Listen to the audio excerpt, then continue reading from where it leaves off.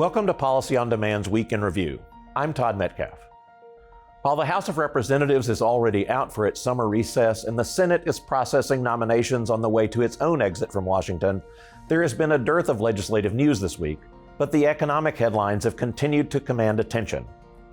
Earlier this week, President Trump and European Commission President Ursula von der Leyen unveiled a landmark trade agreement aimed at averting a growing transatlantic trade war and stabilizing commerce among economies representing nearly one-third of global GDP.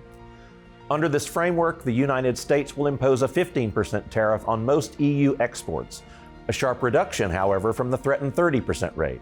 Select industries such as aircraft, generic drugs, and some agricultural commodities would be exempt under a zero-for-zero clause. Steel, aluminum, and copper will continue to face 50% tariffs, with plans to transition them into a quota system still under negotiation.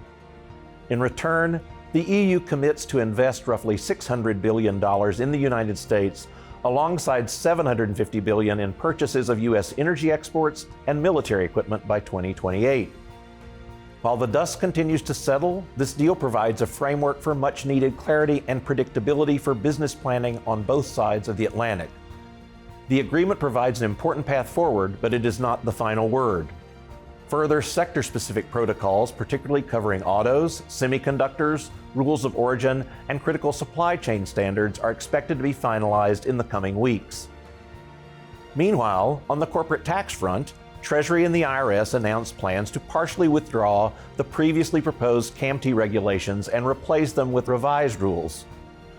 The notice introduces simplified interim methods to streamline how CAMT taxpayers calculate adjusted financial statement income. It also offers flexible, more taxpayer-friendly rules governing contributions and distributions. These interim revisions aim to reduce compliance burdens and give businesses greater clarity, particularly for complex partnership structures. Finally, as expected, the Federal Reserve announced it is holding steady for the fifth consecutive meeting, maintaining the federal funds rate at a target range of 4.25% to 4.5%.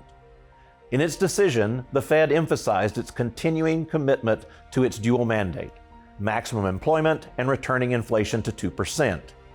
With inflation still hovering around 2.7% and GDP growth slowing after a strong 3% rebound in the second quarter, policymakers opted for caution.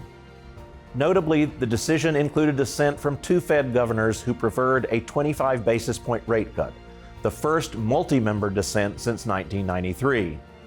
Nevertheless, Powell underscored the Fed's political independence and emphasized decisions are being grounded in evolving data, not political pressure. For consumers and markets, this means continued stability in mortgage, auto loan, and credit card rates, and while many had hoped for a September rate cut, Powell gave no such signal, suggesting the Fed will remain data-dependent before adjusting its current course. So while Congress will likely be quiet until after Labor Day, government actions affecting business decisions will undoubtedly continue. How matters before the Congress will play out this fall is hard to predict, but there are very likely to be some fireworks in September as legislators wrestle over how to keep the government funded before September 30th. The outcome of that struggle may play a significant role in whether we see any further tax legislation this year or in this Congress. Stay tuned. For better or worse, there's rarely a dull moment in D.C.